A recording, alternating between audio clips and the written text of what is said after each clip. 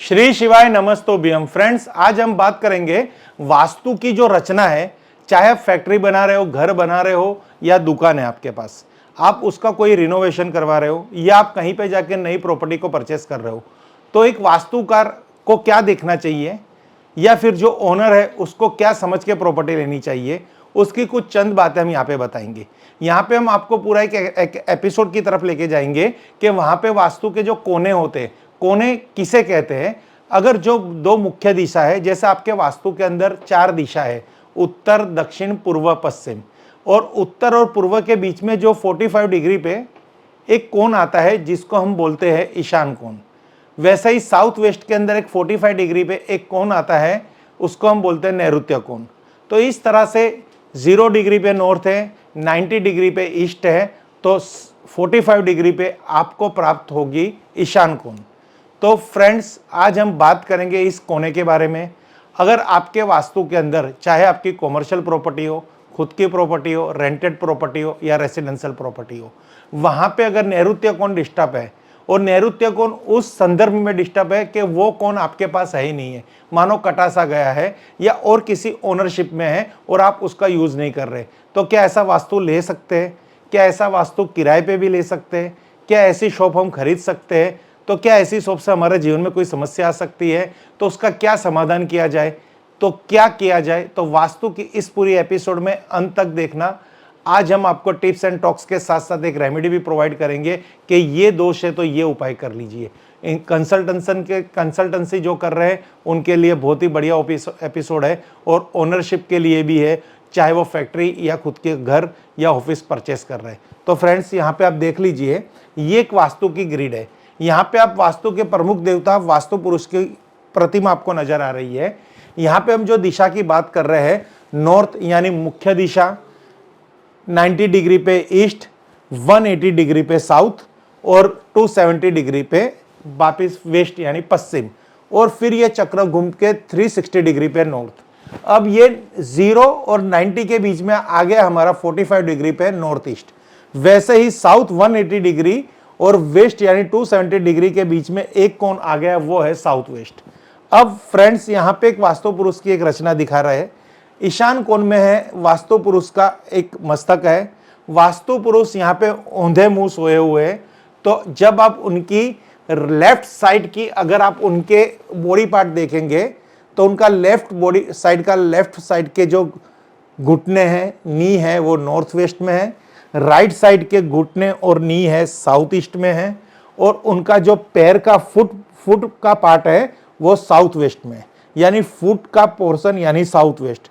वैदिक वास्तु के हिसाब से यहाँ पे राहु ग्रह का भी स्थान है, यानी पितरों का भी स्थान है, यानी पितृ दोष भी बन सकता है। हमें प्रॉपर्टी जो परचेस करनी है, जो ब्लैक बॉर्डर आप देख रहे हैं, इस तरह से पूरी स्क्वायर परचेस करनी है। बट ये प्रॉपर्टी कैसे बन गई है, तो अब यहाँ पे आप देखेंगे तो इस तरह से ये कट लग गया है। ये पोर्शन किसी और प्रॉपर्टी में जा रहा है, यानी हमारी प्रॉपर्टी में नहीं है। ये पोर्शन हमारे पास है ही नहीं।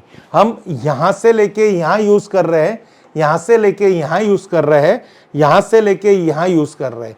तो ये जो बीच बीच का एरिया हम यूज कर रहे हैं, ये यूज नहीं कर पा रहे।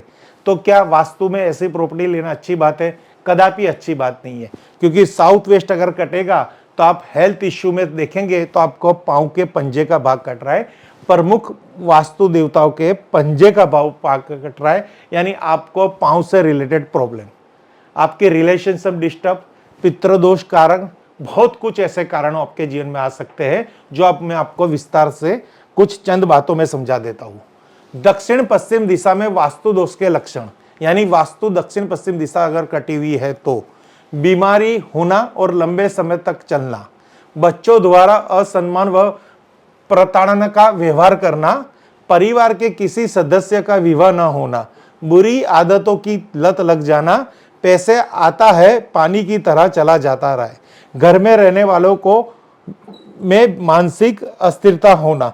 तो फ्रेंड्स, यहाँ पे आप देखोगे तो कुल मिला के आपको हेल्थ इश्यू आएगी, तन मन धन की हानि आएगी, कोई ना कोई खराब लक्षण आएंगे, आप कोई भी व्यसन में पड़ सकते हो, रिलेशनशिप डिस्टर्ब होगी, दाम्पत्य जीवन सुखी नहीं रहेगा, छोटी बड़ी कोर्ट मैटर आएगी, बिजनेस में उद्योग में प्रॉब्लम्स आएगी, फैक्ट्री नहीं चलेगी। ईशान कोण अगर कटा हुआ है, अग्नि नैऋत्य कोण कटा हुआ है, अगर नैऋत्य बढ़ भी रहा है तो ये भी समस्या सेम रहेगी। बट इसका क्या समाधान किया जाए और नैऋत्य कोण कैसे कट रहा है वो वापिस आपको समझा दूंगा। तो जीवन में कुल मिला के तन मन धन की हानि है, बिजनेस नहीं होना, मैरिज नहीं होना और रिलेशनशिप डिस्टर्ब होना, ये मुख्य प्रमुख कारण भी हो सकते हैं।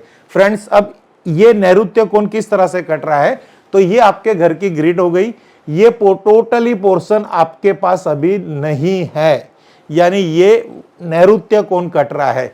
अब इसका क्या समाधान किया जाए? अब इसका बहुत ही बढ़िया समाधान है जो मैं आपको अभी इधर समझा रहा हूं।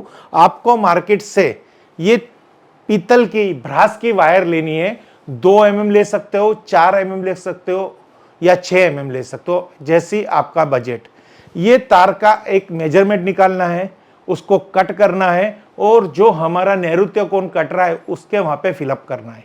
अगर ये ग्राउंड फ्लोर है तो आप ये उपाय जमीन में करना है, अगर फर्स्ट फ्लोर है तो इस तार का उपाय किस तरह से करना है, किस तरह से आपका पोर्शन को बैलेंस करना है, आपकी प्रॉपर्टी को बैलेंस करना है, ये खास अब ये पार्ट देख लेना।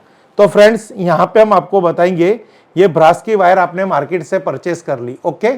अब यहाँ पे आपको क्या किस तरह से उपाय करना है वो हम जरा आपको बताते हैं। अब समझो कि ग्राउंड फ्लोर है तो ये पोर्शन आपको प्राप्त हो रहा है, यहाँ पे किसी और की प्रॉपर्टी नहीं है, ये पोर्शन खाली पड़ा हुआ है, तो आप उसको कैसे स्क्वायर कर सकते हैं? तो पीतल की तार को आपको इस तरह से यहाँ पे सेट करना है। तो आप देखेंगे तो ये पूरा स्क्वायर हो चुका है, ये ब्लैक के साथ ये पीतल की तार सेट हो चुकी है। यहां से थोड़ा अंदर जाने देना है, यहां से थोड़ा अंदर जाने देना है और ये तार डाल के ये स्क्वायर करना है। क्लियर?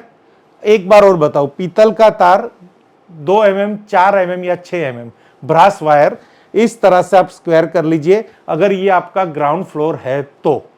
अगर समझो ग्राउंड फ्लोर नहीं है तो इसका क्या उपाय करें? तो फ्रेंड्स, इसका जो उपाय करना है ये भी हम आपको दिखाए है। अब ये ग्राउंड फ्लोर नहीं है तो इसका हम किस तरह से उपाय करेंगे?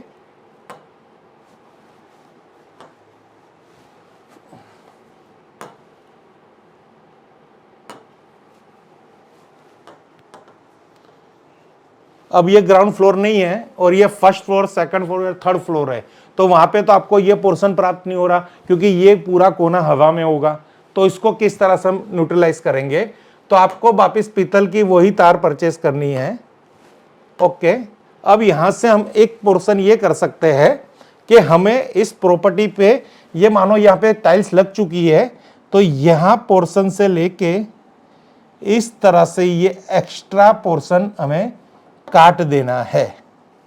तो आपकी प्रॉपर्टी की कैलकुलेशन क्या बैठेगी कि मानो ये 5 फीट है या 15 फीट है, तो यहां से भी 15 फीट हो गई, ये प्रॉपर्टी आपको पूरी प्राप्त होगी, ये पोर्शन आपका कट जाएगा। ये रेमेडी आप कर सकते हो पीतल के तार की, बेस्ट रेमेडी है, इमीडिएटली इसकी असर मिलेगी।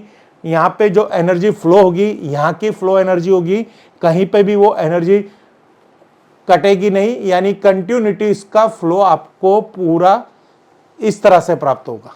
तो इससे आपका रिजल्ट 100% आपको प्राप्त होगा। बहुत ही बढ़िया रेमेडी है। अगर ये रेमेडी आपने कर ली तो कुछ ही दिनों में आपको इस प्रॉपर्टी से होने वाली प्रॉब्लम्स है, चाहे वो रेंट की प्रॉपर्टी है, खुद की प्रॉपर्टी है, आप यूजर हो तो प्रॉब्लम्स आएगी और ये प्रॉब्लम्स इस प्रॉपर्टी में सोल्व हो जाएगी। इस तरह से एक तार डाल दीजिए, इमीडिएटली उसका समाधान हो जाएगा। Thank you friends. Her her Mahadev, her her Mahadev, her her Mahadev.